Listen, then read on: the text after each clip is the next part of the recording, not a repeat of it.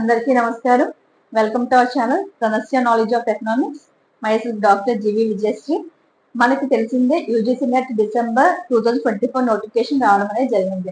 నేను UGC net December 2024 notification సంబంధించి ఒక డీటెయిల్స్ అన్నింటినీ కలిపి ఒక వీడియో చేశాను. అది కూడా రిలీజ్ చేయడం అనేది జరిగింది.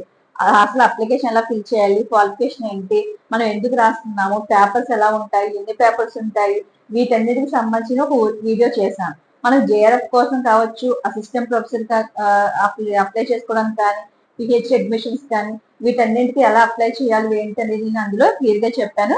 ఒకసారి ఆ వీడియో కూడా చూడండి, మీకు ఒక క్లారిటీ వస్తుంది. ఈ రోజు నేను చెప్పబోయే టాపిక్ ఏంటంటే, మనం యూజీసీ నెట్ ఎగ్జామ్ రాసేటప్పుడు మనకి 2 పేపర్స్ ఉంటాయని చెప్పాను. ఆ 2 పేపర్స్ లో ఫస్ట్ పేపర్ ఏంటంటే టీచింగ్ యాప్టిట్యూడ్ అండ్ రీసెర్చ్ అని ఉంటుంది. నెక్స్ట్ పేపర్ ఏంటంటే మీరు ఏదైతే పీజీ సబ్జెక్ట్ చేస్తారు కదా, నేను ఎకనామిక్స్ చేశాను కాబట్టి ఎంఏ ఎకనామిక్స్ కాబట్టి ఎకనామిక్స్ మీద చేస్తాను, సెకండ్ సబ్జెక్ట్ పేపర్ కింద వస్తుంది.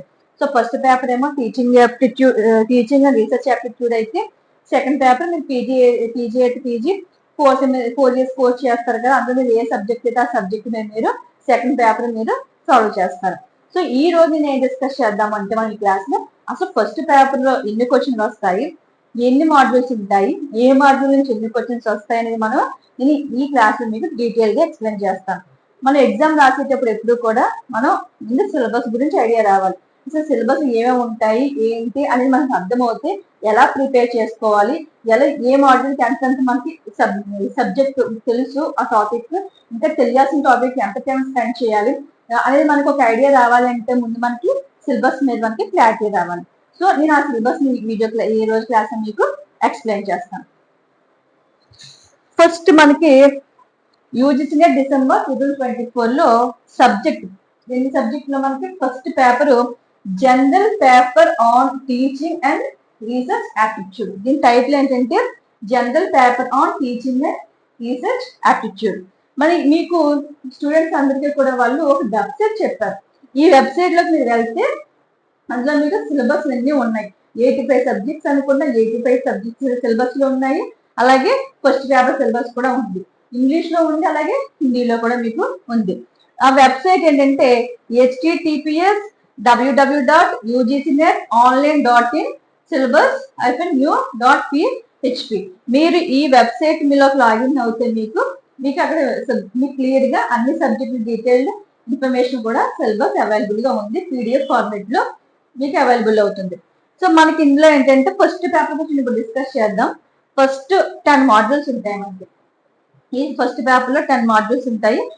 ఎవ్రీ మాడ్యూల్ నుంచి మనకి 5 క్వశ్చన్స్ వస్తాయి. అంటే ఈచ్ క్యారింగ్ 2 మార్క్స్. అంటే మీరు ఒక్కొక్క బిట్ కూడా ఏంటి 2 మార్క్స్ ఉంటాయి.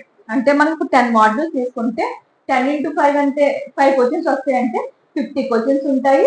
మళ్ళీ ఈచ్ క్వశ్చన్ ఎన్ని మార్క్స్, 2 మార్క్స్ కదా, 2 into 50 మీరు 100 మార్క్స్ మీరు ఫస్ట్ పేపర్ అనేది రాస్తారు. ఓకే, 50 బిట్స్ ఉంటాయి. అలాగే మీకు 50 బిట్స్ into 50 into 2 కాబట్టి 100 మార్క్స్. ఓకే, సో మళ్ళీ the same time no negative marking. మీరు హ్యాపీగా మీకు ఎటువంటి నెగిటివ్ మార్కింగ్ ఉండదు. మీరు ప్రతి క్వశ్చన్ కి కూడా ఆన్సర్ చేస్తారు. ఒకవేళ ఆన్సర్ చేయలేకపోతే మరి మీకు ఎటువంటి మార్క్స్ రావాలి. Okay, so 10 into 5 = 50 questions. ఆ 50 క్వశ్చన్ 2 into 50 100 మార్క్స్. అంటే మీకు ఈచ్ మాడ్యూల్ నుంచి కూడా వాళ్ళు 5 బిట్స్ ఇస్తారు. సో మనకి ఫస్ట్ మాడ్యూల్ ఏంటంటే టీచింగ్ యాప్టిట్యూడ్. ఇందులోనే ఉంది మనకి ఫస్ట్ టీచింగ్ యాప్టిట్యూడ్. అంటే మనం టీచింగ్ చెప్పేటప్పుడు మీరు ఇది ఎగ్జామ్ క్వాలిఫై అయితే అసిస్టెంట్ ప్రొఫెసర్స్ కి వెళ్తారు, నెక్స్ట్ పిహెచ్డి అడ్మిషన్స్ కి ఇలా వెళ్తారు కదా. సో టీచింగ్ చాలా బేస్ ఇంపార్టెంట్ మనకి. సో అందులో ఫస్ట్ ఏంటి, టీచింగ్ లో nature, objectives, statistics and basic requirements.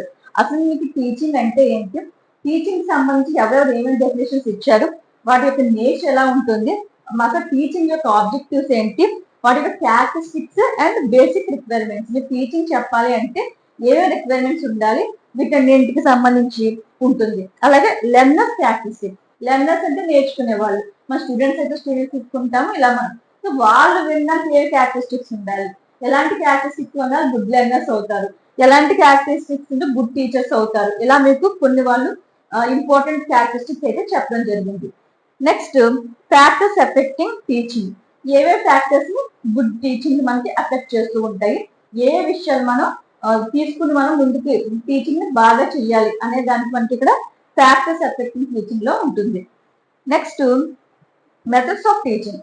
Methods of teaching లో మనకి చాలా టైప్స్ ఉంటాయి. అందులో ఏవేవి మెథడ్ ఏంటనేది అందులో ఫస్ట్ పేపర్ చదివేటప్పుడు తెలుస్తుంది. సో వాళ్ళు ఏం చేస్తారంటే ఎగ్జామ్ లో క్వశ్చన్ ఇచ్చి దాన్ని ఏ మెథడ్ లోకి వస్తుందని మిమ్మల్ని ఆన్సర్ చేయమంటారు. సో మెథడ్స్ ఆఫ్ టీచింగ్ ఉంటుంది. అలాగే టీచింగ్ ఎయిడ్స్. మీరు టీచింగ్ చెప్పేటప్పుడు మీరు ఏమేమి ఉపకరణాలు లేకపోతే ఇన్స్ట్రుమెంట్స్ ని యూజ్ చేస్తారు, బోర్డు లేకపోతే ప్రొజెక్టర్స్ ఇలా మనకి ఇవన్నీ ఉంటాయి కదా, ఏవేవి వేసి ఉపయోగించి ఎలా మీరు టీచింగ్ చేయాలి అనే దాని మీద మనకి టీచింగ్ ఎయిడ్స్ ఉంటుంది. నెక్స్ట్ ఎవాల్యుయేషన్ సిస్టమ్ అంటే ఎవాల్యుయేషన్, ఇంకా మనం టీచింగ్ ఏ విధంగా ఎవాల్యూట్ చేయాలి, ఇంకా విస్తరింప చేయాలి అనేవి ఏ సిస్టమ్స్ యూజ్ చేయాలి అనే దాని మీద కూడా మీకు సిలబస్ లో ఉంటుంది. ఈ విధంగా ఈ మాడ్యూల్ నుంచి మీకు ఎన్ని బిట్స్ వస్తాయంటే 5 బిట్స్ వస్తాయి. ఓకే, ఈ మొత్తం. సో టీచింగ్ మీకు క్లారిటీ రావాలి, టీచింగ్ మీద ఏ క్వశ్చన్స్ అయినా మీరు ఆన్సర్ చేయాలి అంటే ఈ వీటన్నిటి మీద మీకు నాలెడ్జ్ ఉండాలి. నెక్స్ట్ టాపిక్ ఏంటంటే యూనిట్ 2 రీసెర్చ్ యాటిట్యూడ్. రీసెర్చ్ మనకి మెయిన్ బేసిస్ గా ఉంటుంది. ఎందుకంటే మీ జేఆర్ఎఫ్ వచ్చిన జూనియర్ రీసెర్చ్ ఫెలోషిప్ లేకపోతే పిహెచ్డి అడ్మిషన్ లోకి వెళ్ళినా, మళ్ళీ అసిస్టెంట్ ప్రొఫెసర్ గా మీరు సెటిల్ అయినా, అందులో పిహెచ్డి చేయాలన్నా, మీరు పేపర్స్ ఆర్టికల్స్ ని పబ్లిష్ చేయాలన్నా, ప్రాజెక్ట్స్ సర్వే చేయించాలన్నా, పిహెచ్డి చేయించాలన్నా, లేకపోతే బయట సర్వే చేయాలన్నా, వీటన్నింటికి మెయిన్ బేస్ ఏంటంటే రీసెర్చ్. సో మనకి ఇక్కడ రీసెర్చ్ యాప్టిట్యూడ్ అనేది చాలా చాలా ఇంపార్టెంట్ టాపిక్. రీసెర్చ్ లో మనకి మీనింగ్ ఉంటుంది, దాని యొక్క క్యారెక్టరిస్టిక్స్ అండ్ టైప్స్. మనం రీసెర్చ్ కి వెళ్ళేటప్పుడు ఏ విధమైన టైప్స్ ఉంటాయి, క్వాంటిటేటివ్ క్వాలిటేటివ్ టైప్స్, లేదా మనకి డిఫరెంట్ టైప్స్ ఆఫ్ మెథడ్స్ ఉంటాయి. నెక్స్ట్ మీనింగ్ ఉంటుంది, క్యారెక్టరిస్టిక్స్ లో డెఫినేషన్స్ అవి ఉంటాయి, మరియు క్యారెక్టరిస్టిక్స్ అయితే అన్ని కూడా మీరు చదువుతారు. Next steps of research. Research చేసేయడం అంటే మనకు నచ్చినట్టు వెళ్ళిపోవడం కాదు. సో రీసెర్చ్ కూడా ఒక ప్రాసెస్ ఉంటుంది. ఆ ప్రాసెస్ లో మనం ఫస్ట్ స్టెప్ ఏంటి, సెకండ్ స్టెప్ ఏంటి, ఇవన్నీ కూడా మనకి ఉంటుంది. ఎగ్జామ్ లో ఏం చేస్తారంటే వాళ్ళు క్లంజీ చేసేస్తారు, ఏబిసిడిలో 4 కూడా పైకి కింద క్లంజీ చేసేసి ఆర్డర్ లో పెట్టమంటారు. ఆ స్టెప్స్ మీకు ఆర్డర్ లో మీరు రాయాల్సి పెట్టుకోవాల్సి వస్తుంది. Next methods of research. Methods ఇవన్నీ రీసెర్చ్ అలాంటి మెథడ్స్ ఉంటాయి, క్వాలిటేటివ్ క్వాంటిటేటివ్ హిస్టారికల్ ఎక్స్పోనెన్షియల్, ఇలా మనకి డిఫరెంట్ మెథడ్స్ ఉంటాయి. ఆ మెథడ్స్ గురించి మీకు ఫుల్ ఐడియా రావాలి, కంపల్సరీ రావాలి. ఎందుకంటే మీకు ఎగ్జామ్ లో ఈ మెథడ్స్ ఆఫ్ రీసెర్చ్ మీద చాలా క్వశ్చన్స్ వస్తాయి. ఇందులో క్వశ్చన్ రాకుండా అయితే ఉండదు. వాళ్ళు ఒక సిచ్యువేషన్ చెప్తారు, ఒక అది అది ఏ టైప్ ఆఫ్ మెథడ్ వస్తుంది రీసెర్చ్ లో అనేది మమ్మల్ని అడుగుతారు. సో మీరు ఆ మెథడ్ ని క్లిక్ చేయాల్సి ఉంటుంది. ఒక హిస్టారికల్ రాస్తారు, ఇవన్నీ పెడతారు. Next research ethics. Research ethics అంటే మనం రీసెర్చ్ చేసేటప్పుడు కొన్ని ఎథిక్స్ ఫాలో అవ్వాలి. అంటే ఇప్పుడు డేటా కలెక్షన్ వెళ్దామన్నా, లేకపోతే మీరు మీ చుట్టుపక్కల వెళ్ళే సిచ్యువేషన్ తెలుసుకోవాలన్నా, మీరు మనలో మనం పర్ఫెక్ట్ గా ఉండాలి కదా, ఏ ఎథిక్స్ ఫాలో అవ్వాలి, ఆ రూల్స్ అండ్ రెగ్యులేషన్స్ ఏంటి అని మనం రీసెర్చ్ ఎథిక్స్ లో మీరు చదువుతారు. Next paper, article, work shop, seminar, conference and symposium. మీరు ఎగ్జాంపుల్ పీజీ చదివేటప్పుడు యూనివర్సిటీలో మనకి వర్క్ షాప్స్ అని, సెమినార్స్ అని, సింపోజియమ్స్ ఇలా మనకి కండక్ట్ చేస్తూ ఉంటారు యూనివర్సిటీలు ఎక్కువ. సో పేపర్ పబ్లికేషన్స్ అంటే ఏంటి, ఆర్టికల్స్ రాయడం ఎలా రాస్తాము, వర్క్ షాప్స్ అంటే ఏంటి, వర్క్ షాప్ కి సెమినార్ కి డిఫరెన్స్ ఏంటి, లేదా కాన్ఫరెన్స్, సింపోజియం, ఇలా వీటికి డిఫరెన్సియేషన్స్ ఉంటాయి. ఇవన్నీ కూడా వేరువేరుగా ఉంటాయి. వాటి మధ్య మీకు డిఫరెన్సియేషన్ తెలిసి ఉండాలి. మీకు తెలిసినప్పుడే మీరు వాళ్ళు ఇచ్చిన ఎగ్జాంపుల్ బట్టి మీరు వర్క్ షాప్ సెమినార్ అని మీరు గుర్తించగలుగుతారు. లేకపోతే మనకి కన్ఫ్యూజన్ వచ్చేస్తుంది, దగ్గరగా ఉంటాయి డిఫరెన్సియేషన్, కొద్దిగా వేరుగా ఉంటుంది కాబట్టి మీరు ఫైండ్ అవుట్ చేస్తారు. Next thesis writing, statistics and format. Thesis writing అంటే మీరు పిహెచ్డి ప్రాజెక్ట్ చేస్తాం కదా, పిహెచ్డి సబ్మిషన్ అయిన తర్వాత థీసిస్ రాస్తాం మనం. సో ఆ థీసిస్ ఎలా రాయాలి, ఒక ఫార్మాట్ లో ఎలాంటి రైటింగ్ రాయాలి, నెక్స్ట్ రెండో ఫార్మ్ స్టెప్స్ ఏంటి, problem identification, review of literature, data collection, ఇలా డిఫరెంట్ గా మనకి ఉంటాయి.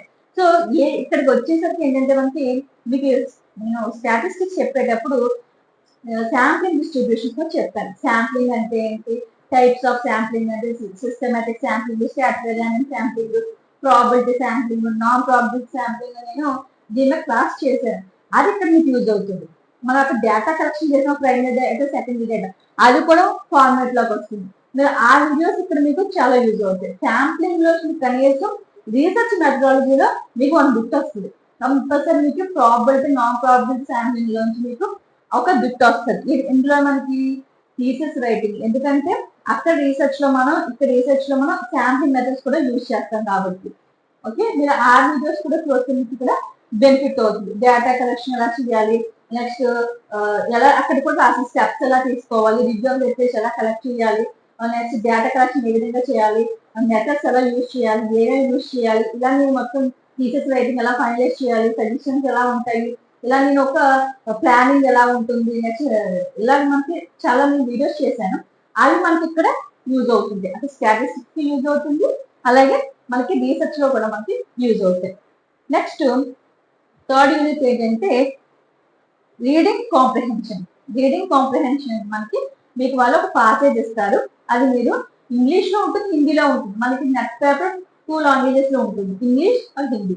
మనకి అదే సబ్జెక్ట్ ఉందంటే తెలుగు, మలయాళం, సాంస్క్రిట్ ఇవన్నీ ఉంటే వాటి భాషలు ఇస్తారు. కానీ ఇలా మనకి మేనేజ్మెంట్, ఎకనామిక్స్ ఇలాంటివి తీసుకుంటే మాత్రం హిందీ అండ్ ఇంగ్లీష్ లో ఉంటుంది. ఓకే, మనకి పాసేజ్ ఇంగ్లీష్ లో ఇస్తారు, హిందీలో ఇస్తారు. నాకు కింద ఏం చేస్తారంటే 5 క్వశ్చన్స్ ఇస్తారు. ఆ 5 క్వశ్చన్స్ మీరు తెలుసు కదా, కాంప్రిహెన్షన్ అంటే మొత్తం అదంతా చదువుతారు, దాంట్లో మీకు ఆన్సర్స్ కింద చేస్తారు. ఇక్కడ చిన్న లాజిక్ ఏంటంటే మనం సిస్టమ్ లో చేస్తాం కదా, కంప్యూటర్ బేస్డ్ ఎగ్జామ్ కాబట్టి మనకి చిన్న సిస్టమ్ లో అంత పాస్ అయ్యి చదివేటప్పుడు పైకి కిందకి కొంచెం చేసుకుంటూ ఉండాలి, మోస్తుంది. సో మనం అక్కడ టైం టేకింగ్ అయిపోతుంది కాబట్టి కొద్దిగా జాగ్రత్తగా చూసుకోండి. కాంప్రిహెన్షన్ అంటే ఎక్కువ టైం తీసుకుంటుంది, అది చదవాలి, మళ్ళీ నెక్స్ట్ పేజ్ అంటారు, మళ్ళీ ఇలా మనకు రావాల్సి ఉంటుంది. కాబట్టి క్వశ్చన్స్ ఇవన్నీ కూడా జాగ్రత్తగా ఆలోచించి టిక్ చేయండి. నెక్స్ట్ ఇది 5 బిట్స్ వస్తాయి, 5 to 10 మనకి. Next 10 marks. యూనిట్ 4 ఏంటంటే కమ్యూనికేషన్. కమ్యూనికేషన్ అంటే మీకు తెలిసిందే, ఒకరి నుంచి ఒకరు కమ్యూనికేట్ ఎలా చేసుకుంటాం అనేది. అందులో కమ్యూనికేషన్ మీకు నేచర్ అంటే ఎలా ఉంటుంది, దానివల్ల కమ్యూనికేషన్ నీడ్ ఏంటి, వాటిలో టైప్స్ ఏంటి, వాళ్ళ వెర్బల్ కమ్యూనికేషన్ లేకపోతే ఇలా ఒక వ్యక్తి నుంచి వేరే వ్యక్తికి వెళ్ళడానికి మధ్యలో ఏమేమి ఉంటాయి, సెండ్ ఎవరు, రిసీవర్ ఎవరు, ఇలా సంబంధించి మొత్తం కమ్యూనికేషన్ వాళ్ళు మీకు క్వశ్చన్స్ అడుగుతారు. నెక్స్ట్ బేరియర్స్ అంటే అడ్డంకులు. ఇద్దరు వ్యక్తుల మధ్య కమ్యూనికేషన్ అవ్వాలంటే ఎటువంటి అడ్డంకులు రావచ్చు, వాటిని ఎలా మనం ఓవర్కమ్ చేయాలి, ఏ విషయాలు వస్తుంటాయి, గుడ్ కమ్యూనికేషన్ ఇద్దరి మధ్య జరగాలంటే ఏ విధంగా ఉంటే జరుగుతుంది, ఏ క్యారెక్టరిస్టిక్స్ ఉంటే జరుగుతుంది అనేది మనకి ఇక్కడ ఎక్స్ప్లెయిన్ చేస్తారు. Next effective class room communication. Effective గా మన క్లాస్ రూమ్ కమ్యూనికేషన్ ఉండాలంటే మనం ఏమేమి యూజ్ చేస్తే అక్కడ గుడ్ కమ్యూనికేషన్ అనేది ఎఫెక్టివ్ గా ఉంటుంది అనేది కూడా మనం ఇందులో చూద్దాం. ఇందులో కూడా మీకు 5 బిట్స్ వస్తాయి. కమ్యూనికేషన్ అంటే ఏంటి, nature, types, next barriers, characteristics, effective classroom లా ఉంటుంది. మనకి కమ్యూనికేషన్ లో కూడా ఎప్పటి నుంచి లాస్ట్ ఇయర్స్ పూర్వం ఎలా ఉంది, ఇప్పుడు ఎలా ఉంది, సో ప్రజెంట్ ఇన్స్ట్రుమెంట్స్ ఎలా ఉంటున్నాయి, ఇవన్నీ మనం కమ్యూనికేషన్ లో మాట్లాడతాం. Okay, next unit 5 mathematical reasoning and aptitude. ఇక్కడ నుంచి మనకి రీజనింగ్ స్టార్ట్ అవుతుంది. Okay, first the types of reasoning, number, letter series, codes. మీకు నేను ఆల్రెడీ రీజనింగ్ క్లాసెస్ స్టార్ట్ చేశాను, అందులో మనకి నెంబర్ సిరీస్ చెప్పాను, నెక్స్ట్ లెటర్ సిరీస్ కూడా అయింది, కోడ్స్ కూడా అవుతున్నాయి. సో మీరు ఎవరైనా రీజనింగ్ నాకు డౌట్ అంటే ఒకసారి క్లాసెస్ చూసుకోండి. టైప్స్ ఆఫ్ రీజనింగ్, రీజనింగ్ లో టైప్స్ ఏమి ఉంటాయి, నెక్స్ట్ సిరీస్ లో లెటర్ సిరీస్ ఇస్తే ఎలాగా, కోడ్స్ లాగా ఇస్తే ఎలాగా, ఆర్డినరీ ఇస్తే ఎలాగా, ఇలా వెన్ డయాగ్రామ్స్ ఇచ్చినప్పుడు ఎలా చేయాలి ఏంటి, అన్నింటికి సంబంధించి క్వశ్చన్స్ అడుగుతారు. రీజనింగ్ మాత్రం నెక్స్ట్ బ్లడ్ రిలేషన్షిప్స్ మీద వస్తుంటాయి క్వశ్చన్స్, వెన్ డయాగ్రామ్స్ ఇవన్నీ నెక్స్ట్ వస్తాయి. Next fractions. ఇంత ముందు అయితే లేవు స్టార్టింగ్, ఇప్పుడైతే మళ్ళీ మనకి అర్థమెటిక్ లో చదువుతాం కదా, వాటిని కూడా మనకి ఇక్కడ మ్యాథమెటికల్ రీజనింగ్ అని అన్నారు. అందుకే రీజనింగ్ లో మళ్ళీ ఏం చేస్తారంటే ఫస్ట్ ఇక్కడ రీజనింగ్ అని ఉండేది, ఇప్పుడు మ్యాథమెటికల్ రీజనింగ్ యాటిట్యూడ్ గా మార్చారు. Fractions, time and distance, ratios, proportions, percentages, profit and loss, interest, next ఇలా మనకి చాలా మంది యావరేజెస్ అని ఇలాంటి మనం అర్థమెటిక్ లో చదువుతాం. టైమ్ అండ్ డిస్టెన్స్, ప్రాఫిట్స్ ఇలా కదా, లాసెస్, ఇవన్నీ ఫ్రాక్షన్స్, అవన్నీ మనకి ఇక్కడ రీజనింగ్ లో కూడా అడుగుతారు. కొద్దిగా మనం టైం అయితే వెచ్చించాలి. మన మ్యాథ్స్, నాన్ మ్యాథ్స్ వాళ్ళకి అయితే కొద్దిగా ఇబ్బందిగా ఉంటుంది రీజనింగ్, ఎందుకంటే 10th క్లాస్ నుంచి మనం చదవం వదిలేసి. సో మీరు ఏం చేస్తారంటే మరి ఈ రీజనింగ్ మీద కొద్దిగా టైం ఎక్కువ తీసుకోండి. ఇవంటే థియరీగా చదవగలుగుతాం, థియరీ చదువుకుని నోట్స్ ప్రిపేర్ చేసుకుంటే చేసేసుకోవచ్చు. కానీ ఎప్పుడైతే మ్యాథమెటికల్ రీజనింగ్ వచ్చేసరికి ఏంటంటే ప్రాక్టీస్ చేయాలి. ఎవరైతే ప్రాక్టీస్ చేసుకున్నారో వాళ్ళు మాత్రం ఈ రీజనింగ్ కావచ్చు, అర్థమెటిక్ నుంచి 3 మార్క్స్ మీకు మీ జేబులో ఉన్నట్లే. ఓకే, మీరు మ్యాథమెటికల్ రీజనింగ్ యాప్టిట్యూడ్ లో ఈ విధంగా ఉంటాయి. టైమ్ అండ్ డిస్టెన్స్ ఇలా, స్పోర్ట్స్ ఇలా మీరు ప్రాక్టీస్ చేసుకోండి. నెక్స్ట్ యూనిట్ 6 లోకి ఏమొస్తాయి ఇప్పుడు మనం చూద్దాం. ఇప్పుడు మనకి 6th యూనిట్ 6 లో లాజికల్ రీజనింగ్ అని అడుగుతారు. ఇందాక మనం మ్యాథమెటికల్ రీజనింగ్ అని అడిగారు కదా, ఇప్పుడు ఇందులో లాజికల్ రీజనింగ్. ఇందులో ఫస్ట్ ఏంటంటే understanding the structure of A arguments అని ఉంటుంది, and evaluating and distinguishing deductive and inductive reasoning మన ఇందులో అడుగుతారు. Next verbal analogies, words and applied. మనకి అనాలజీస్ చదివితే డిఫరెన్సియేషన్ ఉంటుంది కదా, అందులో మనకి వర్డ్స్ అడుగుతారు. నెక్స్ట్ లెటర్ సిరీస్ కూడా వాళ్ళు అడుగుతారు. Next verbal classifications, next reasoning logical diagrams, simple diagrammatic relations, multi diagrammatics relationships, ఇలాగ మనకి వేరుగా మనకి అడుగుతారు. వెన్ డయాగ్రామ్స్, ఎనలిటికల్ రీజనింగ్, ఇలా మనకి చాలా అయితే ఉంటాయి. వెన్ డయాగ్రామ్స్ అడుగుతారు. అందులో మనకి సైన్స్ చదివే వాళ్ళు ఎంతమంది ఉంటారు, మ్యాథమెటిక్స్ చదివే వాళ్ళు ఎంతమంది ఉంటారు, ఇలా మనకి డిఫరెంట్ గా అడుగుతూ ఉంటారు. ఇవి కొద్దిగా మళ్ళీ మనకి డయాగ్రామ్స్ ఇచ్చి, యానిమల్స్ లో మళ్ళీ మనకి డాగ్స్ ఇచ్చి, క్యాట్స్ ఇచ్చి, ఇలా మనకి డిఫరెంట్ గా వాళ్ళు సింబల్స్ కూడా వేసి చూపిస్తూ ఉంటారు. సో కొద్దిగా ఇది లాజిక్ గానే అడుగుతూ ఉంటారు. మీరు కొద్దిగా దృష్టి పెడితే అయితే చేసేయగలుగుతారు. Understanding the structure of arguments, ఇవన్నీ కూడా మీరు కొద్దిగా ఫస్ట్ పేపర్ బుక్స్ అమ్ముతారు బయట, అవి ప్రాక్టీస్ చేస్తే మీకు ఇందులో వస్తాయి. Next unit 7 data interpretation. Data interpretation కి వచ్చేసరికి sources, acquisition and classification of data, quantitative and qualitative data, geographical representation, mapping of data, next bar charts, pi charts, line charts, table charts, ఇలా మీకు ఇస్తారు. And data and governance. ఇప్పుడు ఏంటంటే మనకి ఇందులో bar charts ఇస్తారు, పై చార్ట్స్, లేకపోతే compare ఇస్తారు. మీకు ఒక కంపెనీ తీసుకుంటారు, వాళ్ళు ఒక PQR అనే గూడ్స్ ప్రొడ్యూస్ చేశాము. ఒక 10 years అయితే 10 years, 5 years డేటా ఇస్తారు. లాస్ట్ ఇయర్కి ఎంత ఉంది, ప్రజెంట్ ఇయర్ ఎంత ఉంది. సో 2001 to 2005 తీసుకుంటే 2001 లో ఏ ప్రొడక్ట్ ఎక్కువ సేల్ అయ్యాయి, ఏది ఎక్కువ ప్రాఫిట్ వచ్చింది, అవన్నీ వాళ్ళు క్లియర్ గా అడుగుతూ ఉంటారు. సో మనం ఏం చేయాలంటే వాళ్ళు బార్ అడిగారా, పై అడిగారా, లైన్ అడిగారా, దాన్ని బట్టి మీరు కంపారిజన్ బట్టి దానికి చేస్తారు. ఇది డేటా ఇంటర్ప్రిటేషన్ కొద్దిగా తప్పుగానే ఉంటుంది, కానీ చేస్తే మాత్రం మీకు 5 మార్క్స్ మీ చేతిలో ఉంటాయి. మ్యాక్సిమం ఎక్కువ మనకి బార్ డయాగ్రామ్ అడుగుతారు, లేదా టేబుల్ ఎక్కువ అడుగుతారు, లేదా బార్ అడుగుతున్నారు. సో పైస్ అయితే కంపారిజన్ అడుగుతారు, లేదంటే గవర్నమెంట్ యొక్క ట్యాక్సెస్ మీద కావచ్చు, ఇలా మనకి డేటా అనేది అడుగుతారు. సోర్సెస్ సంబంధించి డేటా అవైలబిలిటీ, ఇలా మీకు గ్రాఫికల్ గా ప్రజెంట్ చేసి దాని కింద మీకు 5 క్వశ్చన్స్ ఇస్తారు. సో దాన్ని బట్టి మీరు ఆన్సర్ చేస్తుంటారు. కొద్దిగా టైం తీసుకుంటుంది. ఇది తెలిస్తే చాలా సింపుల్, చిన్న ఫార్ములా ఉంటుంది, ఆ ఫార్ములా బట్టి చేసుకోవచ్చు. లేదంటే కొద్దిగా మీకు కష్టంగా ఉంటుంది, కొంచెం ప్రాక్టీస్ చేస్తే ఈజీ అయిపోతుంది. నెక్స్ట్ యూనిట్ 8 ఏంటంటే information communication technology, ICT, information communication technology. ఇందులో ఏంటంటే జనరల్ అబ్రివేషన్స్ అండ్ టర్మ్స్. ఇప్పుడు ఇన్ఫర్మేషన్ ఇచ్చేవాళ్ళకి చాలా కంప్యూటర్స్ కావచ్చు, ఇంటర్నెట్, ఇలా చాలా ఉన్నాయి కదా. కంప్యూటర్స్ లో మనకి ఏమేమి పార్ట్స్ ఉంటాయి, ఇన్పుట్స్ ఏంటి, అవుట్పుట్స్ ఏంటి, నెక్స్ట్ అందులో మనం వాడే లాంగ్వేజెస్ సంబంధించి కావచ్చు, అబ్రివేషన్స్ ఉంటాయి. ఇప్పుడు WWW, వరల్డ్ వెబ్, ఇలా మనకి ఇంటర్నెట్ లో ఉండే పదజాలాలు ఉంటాయి తెలుగులో అయితే, వాటికి సంబంధించి మీకు నాలెడ్జ్ ఉండాలి. ఇలా డిఫరెంట్ అబ్రివేషన్స్ ఇస్తారు. ఆ అబ్రివేషన్స్ మీరు అక్కడ 4 ఆన్సర్స్ ఒక ఆన్సర్ మీరు టిక్ చేస్తారు. బేసిస్ ఆఫ్ ఇంటర్నెట్ గురించి కావచ్చు, ఇంటర్నెట్, ఈమెయిల్, ఇలా ఈమెయిల్ మళ్ళీ మీ దగ్గర IP అడ్రస్ అంటే ఏంటి, అందులో ఎలా ఉంటాయి ఏంటి, చాలా డెప్త్ అడుగుతారు. ఇన్ఫర్మేషన్ కమ్యూనికేషన్ టెక్నాలజీ అంటే మనకి ఇప్పుడు ఇన్ఫర్మేషన్ అనేది కమ్యూనికేషన్ కానీ టెక్నాలజీ రూపంలో మన దగ్గరికి చేరువవుతుంది. మొబైల్ తీసుకోండి, మొబైల్ ద్వారా మనకి ఇన్ఫర్మేషన్ అందుతుంది, కమ్యూనికేషన్ ఇంటర్నెట్ ద్వారా. ఇలా మనకి డిఫరెంట్ అబ్రివేషన్స్ మనం తెలుసుకోవాలి. నెక్స్ట్ ఆడియో అండ్ వీడియో, మొత్తం వాటికి సంబంధించిన పార్ట్స్ గురించి రిలేటెడ్ గా తెలుసుకోవాలి. వాళ్ళు ఒక పార్ట్ ఇస్తారు, ఆ పార్ట్ ఎందుకు ఉపయోగపడుతుంది మనం అడుగుతారు, కంప్యూటర్స్ కి సంబంధించిన నాలెడ్జ్ రావాలని. నెక్స్ట్ కంప్యూటర్స్ లో మనకి చాలా రకాలు ఉంటాయి కదా, అది ఏ computer machine language assembly languages ఉంటాయి, ఏది ఏ లాంగ్వేజ్ ఎలా మార్చుతుంది, ఇవన్నీ కూడా వాళ్ళు అడుగుతారు.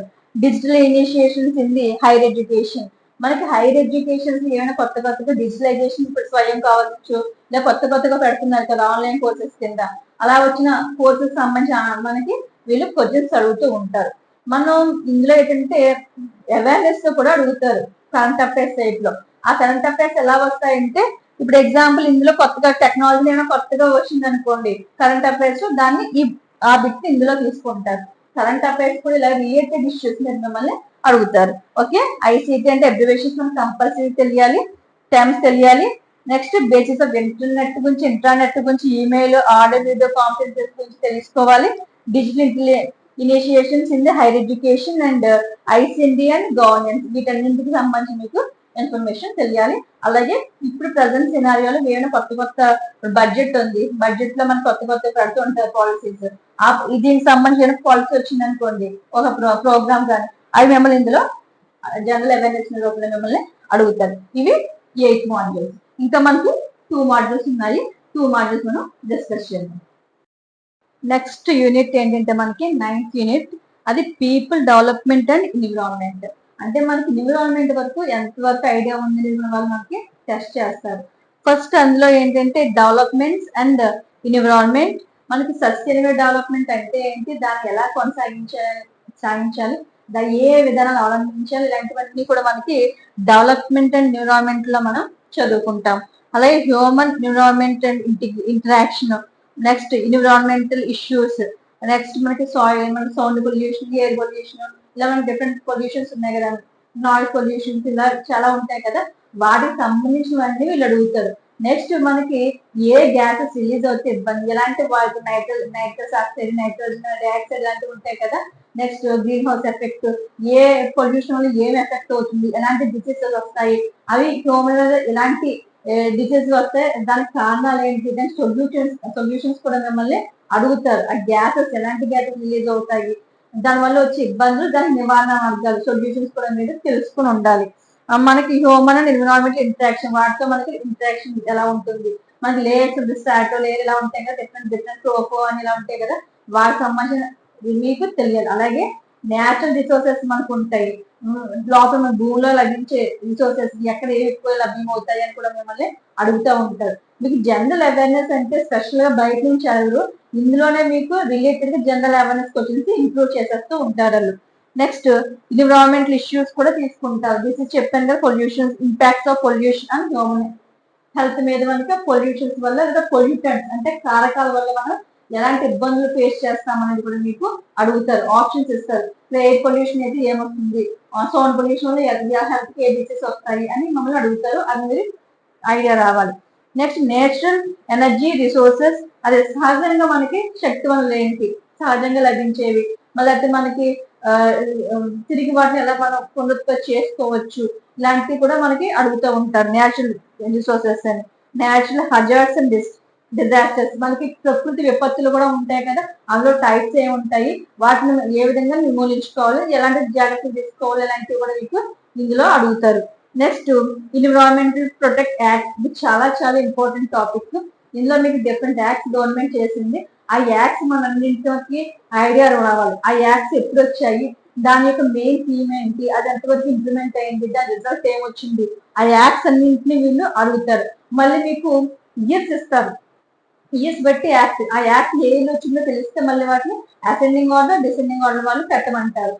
దాన్ని మీరు లేకపోతే మిమ్మల్ని ఏం చేస్తారంటే మ్యాచింగ్ చేయమంటారు.